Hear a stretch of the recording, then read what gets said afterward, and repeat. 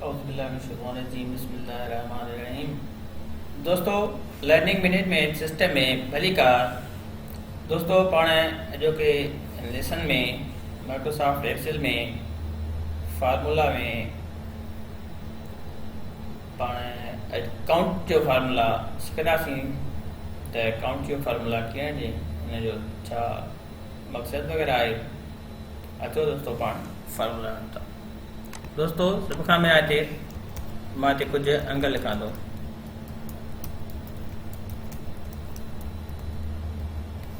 हाणे मां जो काउंट करणु चाहियां थो त मुंहिंजा अंग जेके आहिनि हेठि घणनि कॉलमनि जे अंदरि, घणनि रोज़ जे अंदरि लिखियल आहिनि। छो जो इहा रो आहे, कॉलम हिकु ई आहे। सभ खां पहिरियों मां लिखंदुमि equal to count bracket star. उन खां मां हिते लोकेशन लिखी ॾींदुमि त किथां खां वठी केसीं ताईं कॉलम्स असांखे काउंट करे, रो काउंट करे ॿुधाए। उन खां ब्रैकेट बंदि करे मां एंटर कंदुमि त हिन ॿुधाए पियो त टोटल 9 कॉलम आहिनि,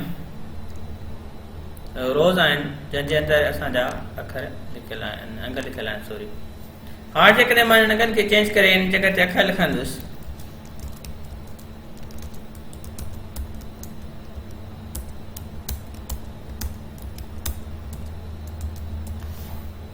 त हाणे असांजो काउंट जेको आहे सो 0 जी तरफ़ जो वियो।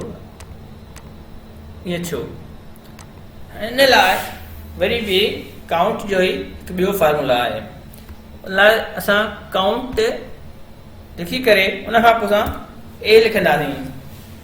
त काउंट ए, जॾहिं काउंट ए लिखंदासीं त उहो असांजा अखरनि वारा रोज़ जेके हूंदा या कॉलम्स जेके हूंदा उहे काउंट करे ॿुधाईंदो। उन खां मां एंटर कंदुसि।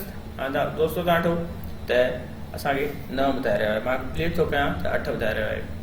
इहो अखरनि जो काउंट करण जो फार्मूला हुयो। हू पहिरियां अंग काउंट करण लाइ फार्मूला हुयो।